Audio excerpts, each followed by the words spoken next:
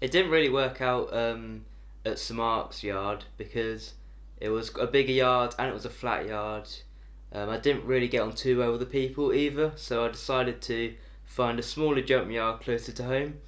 And I'm really lucky I found Stuart Edmonds Racing, and I'm getting on really well here.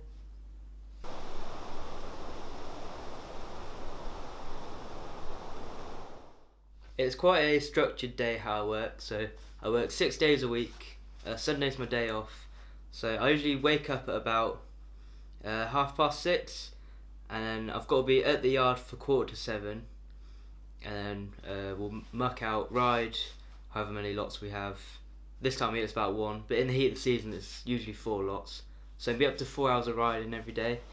And then do all the yard jobs, get the yards done, feed the horses. We go for lunch at about 12, half 12, and then we come back at 3 o'clock and work 3 till 5 in the afternoon. Now I have been given a company car, which is basically this little farm vehicle, an old Ford Fiesta. It does start like every time, so can't really complain. Like, just gets me up and down the drive to work and back every morning. It's only about half a mile, I'd say, if that. And then whenever I need to do any jobs, like go feed the field horses or sort out stuff in the jumps field, it goes and does that. But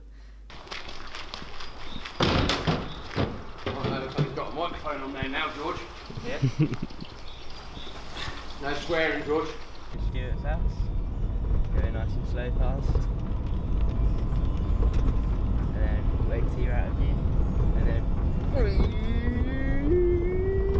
then George initially called me on the telephone inquiring about a job. He seemed quite confident on the telephone, but when I saw him face to face, he did seem quite a nervous chap to talk to. I still remember the day I first met Stuart. He was cracking jokes from straight away, and it was very different to what I was used to.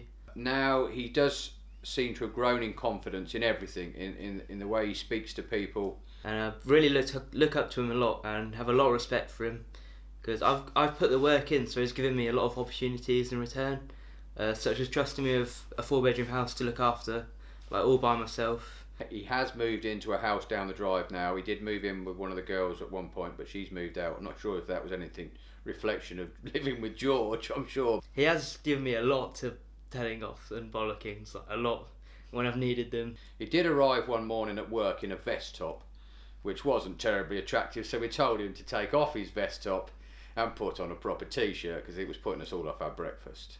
Great man, a lot of respect for him, and look forward to working for him for years to come. He's a good lad. He's a good lad. I'd give him a lot of grief, obviously, because he's a young lad, but he needs it. Keep his feet on the floor. This is the jobs board. It basically has each yard and what needs doing on each yard, just so we can keep track of what's done and what isn't done. And it's also got the grooming list, which says which lots have been groomed. And when we've done a job, we tick it off so we know it's done. Or if we star it if it's sort of half done. So say if I filled the hay up, but then some horses went out, so we needed more hay, I'd put a star so you'd know to go and check it in case you need some more. And that's pretty much it.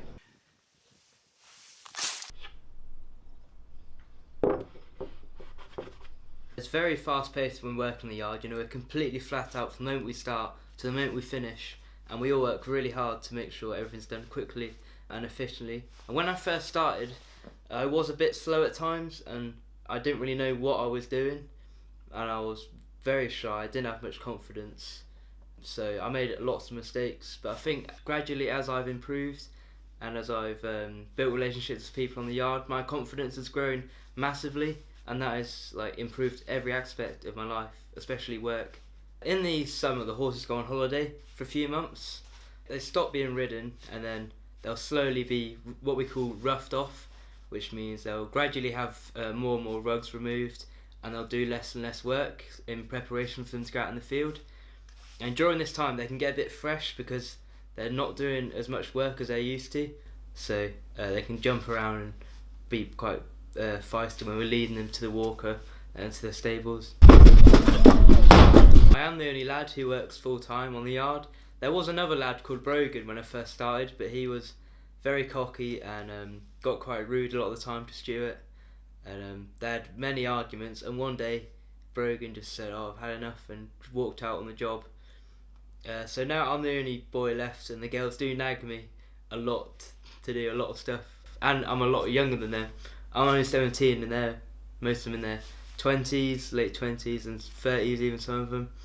So I do get nagged at quite a lot.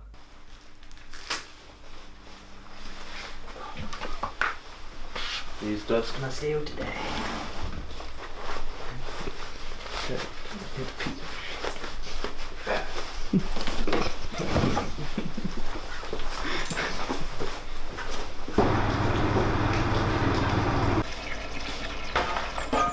This is Molly Childers, the horse that I rode today. She's doing really well this season for us. She's had a few wins, and she's getting on really well. So hopefully next season she'll do just as well again.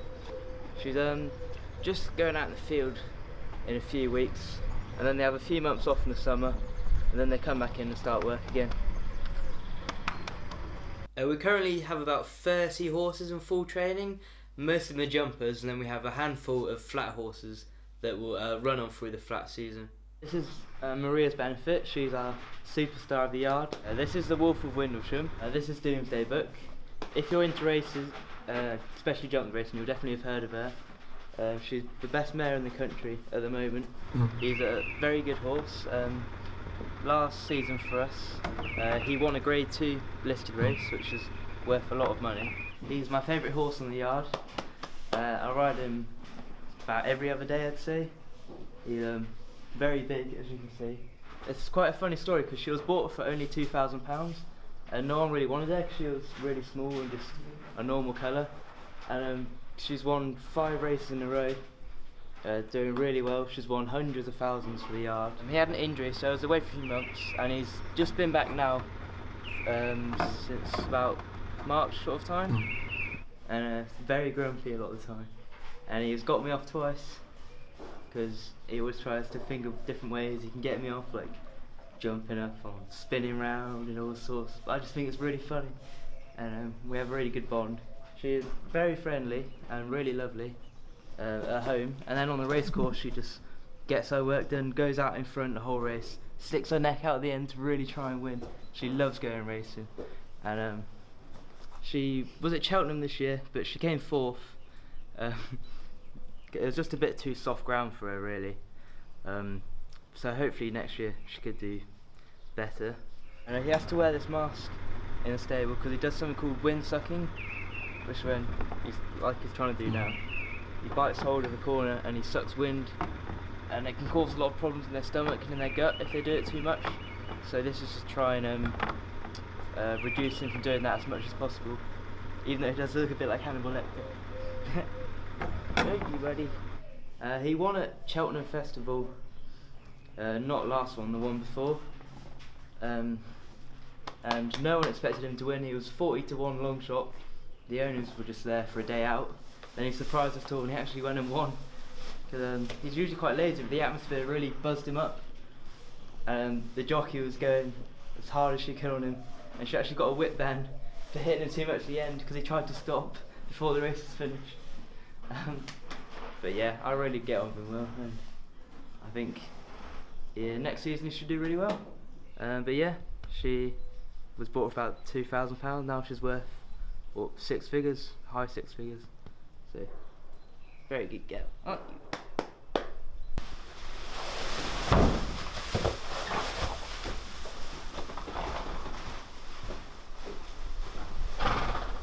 This is Shandor's Belle. She had an injury during her last race, and she's quite badly injured her leg, so she won't be racing again. So we're just gonna look after her until she's can do basic things again. Then we'll rehome her. There's quite a lot of controversy around when racehorses get injured at the races and things. People think they just get shot straight away, and that's not the case at all. Especially like this, if it's non-life threatening and they can recover from it, they will be taken to the vet and then taken home. And especially at yards like this where we care for the horses very well, they'll get rehabilitated and then rehomed. Just give my coat a quick wipe over because I didn't have time to wash it because Stuart gave me about half a day's notice that I'm going racing. So just making sure I look nice and smart to present the yard. Who's doing this front yard? Are you supposed to be doing it? Don't know. And you better find out because nothing's happening. I'll do it now. Come on then. You only got those clothes here. You're not going till after 3. What? You're not going till after 3. 40% free. I'm thinking after 3.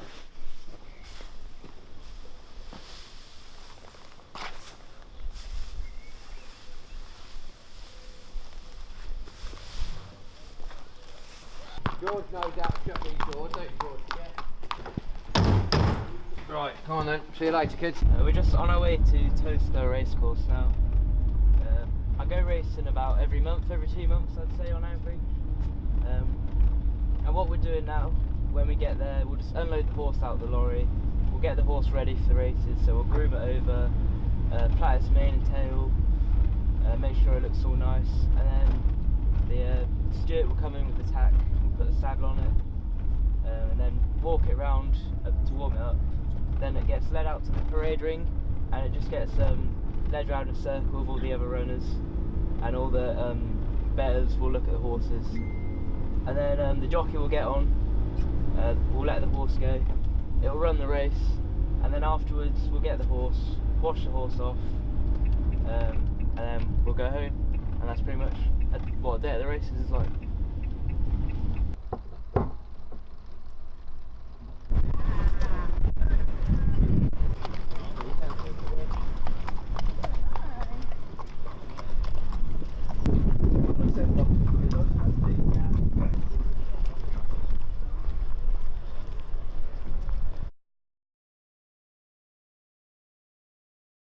So it was too wet and it rained loads, so the ground was too soft and she couldn't run.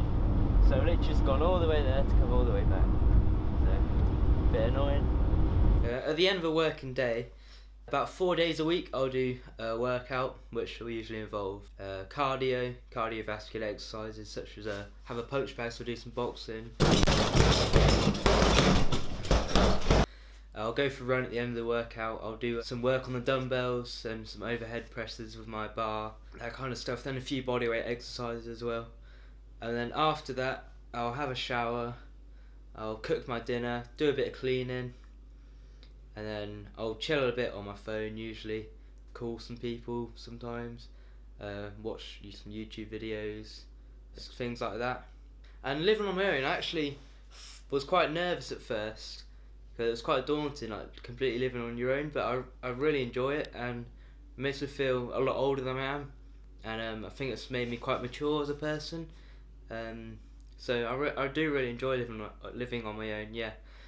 And any advice I have for people who want to work either like in racing, or you want to go on to be a jockey, or any other job in racing, is just make sure you're very committed and you don't wander and go doing stuff you shouldn't do. Just stay focused, and it will work out in the long run, and racing will give you a lot of rewards at a very young age as well, especially because most people my age now are still at school or in college, and they look at me as sort of a role model, I think, in some ways, because I'm doing really well for myself.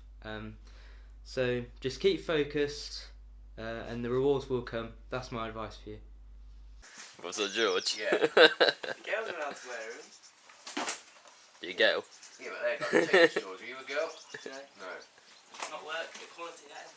Work equality. Quality in the workplace. I'll give you quality in the workplace, George.